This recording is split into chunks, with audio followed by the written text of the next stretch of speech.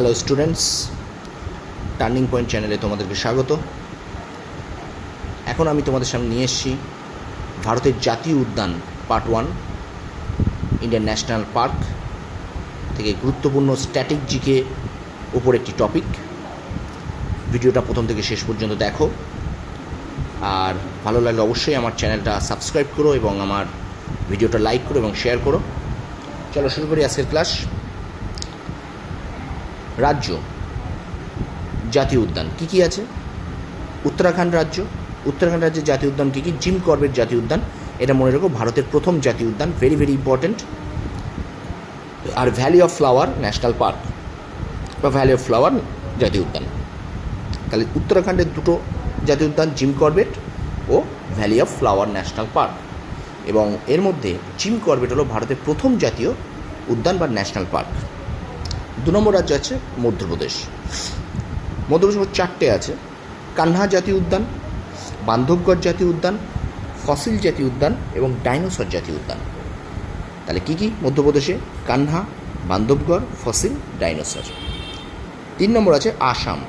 আসামে মোট 5টা জাতীয় উদ্যান আছে: কাজিরাঙ্গা জাতীয় উদ্যান, রাইমোনা জাতীয় উদ্যান, দিহিং পটকাই জাতীয় উদ্যান, মানস জাতীয় উদ্যান এবং রাজীব গান্ধী বা ওরাং জাতীয় উদ্যান।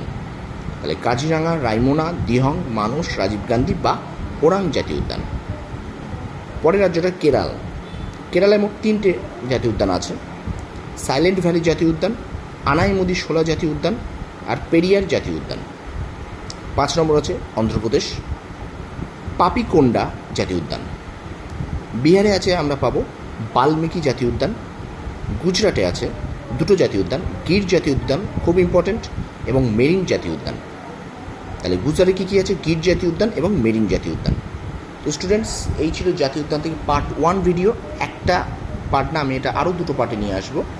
তো তোমরা খুব মন দিয়ে পড়াশোনা করো এবং অবশ্যই আমার চ্যানেলটা সাবস্ক্রাইব করো এবং ভিডিওটা শেয়ার করো। অনেক পুরনো অনেক